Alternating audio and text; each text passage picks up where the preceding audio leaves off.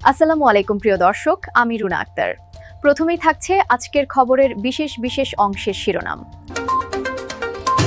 প্রথমেই জানিয়ে দিব, ওসমান হাদির পর এবার ইনকিলাব মঞ্চের সদস্য সচিব জাবের গুলিবিদ্ধ হয়ে হাসপাতালে ভর্তি, অবস্থার অবনতি। দ্বিতীয় দফায় নেতাকর্মীদের ওপর পুলিশের সাউন্ড গ্রেনেড, টিয়ারশেল নিক্ষেপ, রণক্ষেত্র ঢাকা।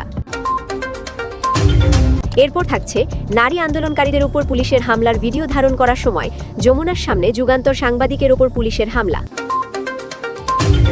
ইনকিলাব মঞ্চের নেতাকর্মীদের উপর পুলিশের হামলার প্রতিবাদে শাহবাগ ব্লকের যান চলাচল বন্ধ। ইউনূস সরকারের পদত্যাগের এক দফার নতুন কর্মসূচি ইনকিলাব মঞ্চের, নির্বাচনের আগেই পাল্টে যাচ্ছে পরিস্থিতি। এবং সবশেষে দেখবেন, চাপের মুখে হাদি হত্যার বিচার নিয়ে অন্তর্বর্তী সরকারের বিবৃতি। রোববার জাতিসংঘের সংশ্লিষ্ট সংস্থার নিকট আনুষ্ঠানিকভাবে চিঠি পাঠানো হবে। এতক্ষণ শুনলেন শিরোনাম, এখন বিস্তারিত খবর। ইনকিলাব মঞ্চের সদস্য সচিব আব্দুল্লাহ আল জাবির গুলিবিদ্ধ হয়েছেন। শুক্রবার বিকেলে এক বার্তায় এ তথ্য জানিয়েছে ইনকিলাব মঞ্চ। এছাড়া আহত হয়েছেন রাসুজিএস সালাউদ্দিন আম্মার। ইনকিলাব মঞ্চের দেওয়া বার্তায় বলা হয়, জাবির ভাই গুলিবিদ্ধ, জুম্মা শান্তাকে বুট দিয়ে পাড়ানো হয়েছে। বিকেল 4টার দিকে ইন্টারকন্টিনেন্টাল মোড়ে সমাবেশ করছিল ইনকিলাব মঞ্চ। তারা ব্যারিকেড ভেঙে প্রধান উপদেষ্টার বাসভবন যমুনার দিকে যাওয়ার সময় পুলিশ বাধা দেয়। এই রিপোর্ট লেখা পর্যন্ত এ ব্যাপারে বিস্তারিত জানা যায়নি। এর আগে শহীদ ওসমান হাদির হত্যার বিচার দাবিতে রাজধানী শাহবাগে ইন্টারকন্টিনেন্টাল হোটেল সংলগ্ন সড়কে পুলিশ ব্যারিকেডের সামনে শুক্রবার অবস্থান কর্মসূচি পালন শুরু করে ইনকিলাব মঞ্চ।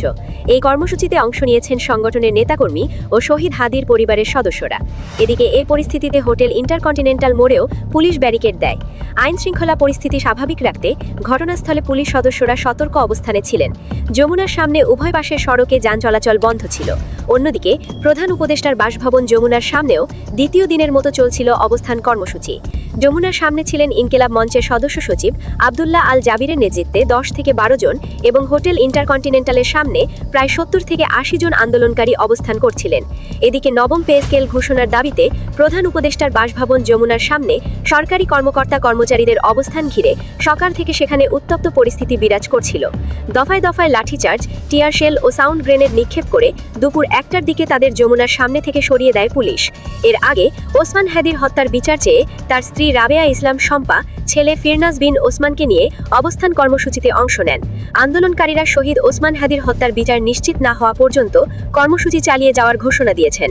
এদিকে শরীফ ওসমান হাদি হত্যার ঘটনায় জড়িতদের বিচারের দাবিতে প্রধান উপদেষ্টার বাসভবন যমুনা অভিমুখে ইনকিলাব মঞ্চের পদযাত্রায় সংবাদ সংগ্রহের সময় যুগান্তরের মাল্টিমিডিয়া রিপোর্টার আবু সালেহ মুসার উপর করে হামলা করেছে পুলিশ। আন্দোলনকারীরা ইন্টারকন্টিনেন্টাল মোড় থেকে ব্যারিকেড ভেঙে যমুনা অভিমুখে যাওয়ার চেষ্টা করে। এ সময় পুলিশ তাদের উপর সাউন্ড গ্রেনেড, টিয়ারশেল ও জলকামান নিক্ষেপ করে। সেই সঙ্গে নারীদের ওপর লাঠিচার্জ করে পুলিশ। ওই ভিডিও ধারণকালে সাংবাদিক মুসার ওপর টার্গেট করে হামলা চালায় এক পুলিশ সদস্য। এতে মুসার হাতে থাকা স্মার্টফোনটি পড়ে ভেঙে যায়। লাঠির আঘাতে মুসা বসে পড়লে অন্য পুলিশ সদস্যরাও বর্বরোচিত এ হামলায় অংশ নেয়। পুলিশের হামলায় মুসার হাতের আঙ্গুলে ফ্র্যাকচার সহ পিঠ এবং পাঁজরে গুরুতর জখম হয়। এদিকে নির্বাচনের আগে সংবাদ সংগ্রহের সময় গণমাধ্যম কর্মীদের ওপর এমন ন্যাক্কারজনক হামলায় নতুন করে শঙ্কা দেখা দিয়েছে।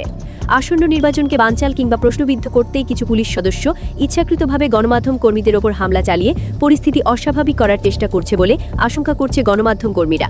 ইনকিলাব মঞ্চের সদস্য সচিব আব্দুল্লাহ আল জাবের সহ কর্মীদের ওপর হামলার ঘটনায় নতুন কর্মসূচি ঘোষণা করেছে ইনকিলাব মঞ্চ। এই ঘটনার প্রতিবাদে বিক্ষোভ ও অবস্থান কর্মসূচি পালন করবে সংগঠনের নেতাকর্মীরা। এছাড়াও প্রধান উপদেষ্টা ডক্টর মোহাম্মদ ইউনূসের পদত্যাগের এক দফা ঘোষণা করে ইনকিলাব মঞ্চ। ইনকিলাব মঞ্চের ফেসবুক পেজে এই কর্মসূচি ঘোষণা করা হয়। ইনকিলাব মঞ্চ জানায়, যমুনায় ইনকিলাব মঞ্চের সদস্য সচিব জাবের সহ ইনকিলাব কর্মীদের ওপর পুলিশি হামলার প্রতিবাদে বিক্ষোভ মিছিল ও অবস্থান কর্মসূচি পালন করা হবে। ইনকিলাব মঞ্চের আহ্বায়ক ওসমান হাদি হত্যার বিচারের দাবিতে প্রধান উপদেষ্টার বাসভবন অভিমুখে যেতে চাওয়া সংগঠনটির নেতাকর্মীদের ওপর পুলিশের হামলার প্রতিবাদে শাহবাগ মোড় অবরোধ করা হয়েছে। শাহবাগে শহীদ ওসমান হাদি চত্বরে গিয়ে অবস্থান নেন ইনকিলাব মঞ্চের নেতাকর্মী ও ছাত্র জনতা। এ সময় বিভিন্ন স্লোগানে উত্তাল হয়ে ওঠে ঘটনাস্থল। বিক্ষোভকারীদের দিল্লি না ঢাকা, ঢাকা ঢাকা, গোলামি না আজাদি, আজাদি আজাদি, আমার ভাই রক্তাক্ত কেন, প্রশাসন জবাব চাই, ইনকিলাব ইনকিলাব, জিন্দাবাদ জিন্দাবাদ ইত্যাদি স্লোগান দিতে দেখা যায়। অবরোধের ফলে শাহবাগ মোড়ে তীব্র যানজটের সৃষ্টি হয়েছে।